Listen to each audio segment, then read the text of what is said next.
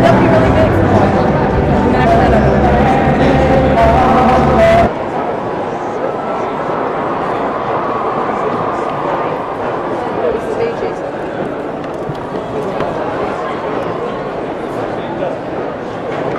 Sorry, it's the Bee Gees.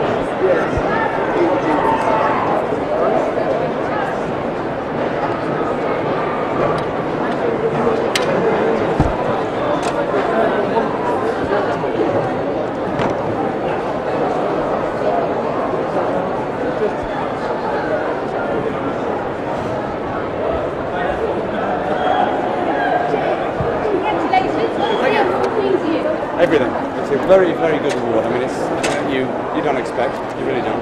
I mean, I remember 30 years ago this month we arrived back in England, and we just reported a New York mining disaster. And we never thought 30 years from the road, but we didn't even think we'd be around for 5 years, never mind 30. So it's a great honour for us. It means as much to me as it did when Massachusetts went on the road. So. A little surprised. We'd heard rumours about it for like about 3 months or so, but we didn't know for sure whether we were getting it or not.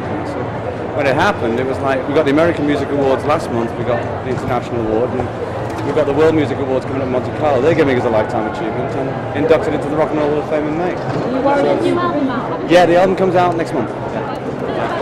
Oh, it's great. It's one of our best works, I think. It's called Still Waters. It's very romantic, it's very up, it's very spiritual. It's a lot of things about it that it's one of the albums actually I must admit that I can't stop playing. Not because we did it, but it's just something about it. It's turned out real good.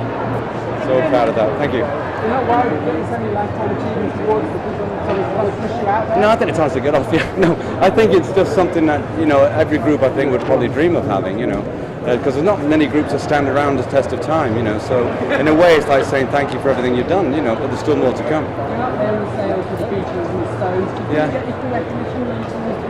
Sometimes, sometimes there's been backlashes of different things, but it's just if we'd have stopped, then it would have been different. But we've loved it so much. I mean, it's something that we've loved since we were kids. So we can't just stop writing because we can't stop writing. Has it been a battle ever since Saturday Night Fever to get people? No, I mean a lot of groups would love to have had a Saturday Night Fever in their career. I mean, it's a big phenomenon. No one expected it to be as big as it was, but it was. I mean, it gave us the time to work with other people like Diana Ross and stuff, and do their records and things. So we learned a lot from that.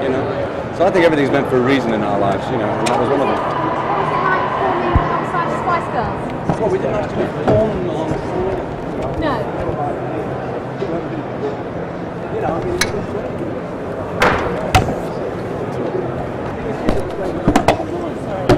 No, I don't think that's going to work. Because I think it's a separate challenge. I think it's a test of longevity. And mining is not really any proof that talent is there. So it's, to me, I don't like that. I think it's a wrong thing. What meant the most to us tonight was to have Robert Stigwood on stage with us, and he's the man who made everything happen for us in 1967. And if anyone deserves that award tonight, it's Robert. He's had a contribution to British music that I think is immeasurable.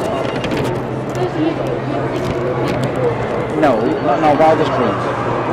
We always wanted to do it. We always wanted to be a pop group, and we always wanted to make it. I guess like all pop groups, but you never expect anything like this. They were really nice. The crowd was great. I'm going to go home to bed. I'll take my award to bed with me, though. Was it good being on stage? Yeah, fantastic.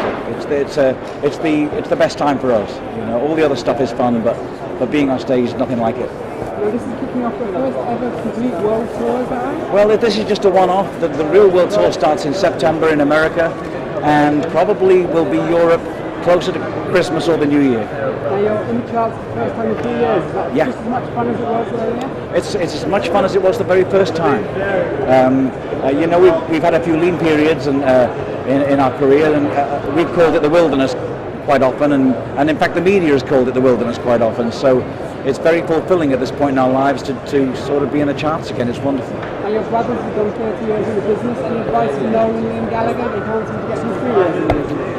Oh boy, it's hard to advise other musical acts on where the pitfalls are, But they're learning the pitfalls themselves the same way as we did, and arguing amongst yourself is the first pitfall, and first fame is the first brings on all those things. So if they're fortunate enough to go down, I mean this, if they're fortunate enough to lose some popularity and then to regain it, they'll learn an awful lot. and that's the cycle we've had to go through, and at least twice. So that's what I think all guys like that need to have happen. You know, experience brings it all back. You know? They're all lovely, and I think it's fantastic that they've had American success.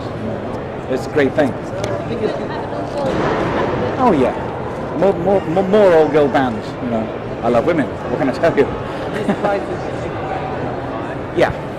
I would have been really happy with a 20, or a 30, or a 40. Yeah. Yeah, but I take issue with lip syncing. I don't really care. I think to me, music is an illusion, the same as magic, and we don't question how a magician does his tricks. And if the Spice Girls get up on stage and lip sync to something, then what the people are hearing is still the great record. And I think that music can be an illusion too. And what the hell, you know? When they're ready to play live, they'll play live, and I'm sure we'll enjoy it. So you know, I love it all. It's all an illusion. You know? Right now, my former champion is sort of.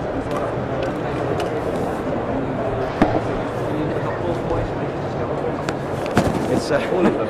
Yes. Are you giving them any tips? No, I don't think I'm qualified. I've been married to the same woman for nearly 30 years, and I wouldn't know how to chat up a lady today. I just wouldn't know how to do that. I've forgotten. Society's changed so much. In what way? How do you mean? I mean, you try and music, you try and relate to today's society. Well, we're very selfish. We write for us. You know, we write for music that we love, and it doesn't always fit into what's going on. You know. And I think that's another good tip, you know, for any group. Try not to copy everything else that's going on. If there's one thing the Beatles taught everybody, was to try and make every record different, and not to try and compete with what's going on in the charts, or try to do the same thing. You know, do something defiantly different, and see what happens. You know? Well, we've lived in various places, including Australia. So you know, when I go to Australia, my Australian accent comes out like that, you know. So I can't really lose it. But in England it gets stronger. My wife is from Scotland, and when her relatives come down, her accent gets stronger. So I don't understand that. But, hey?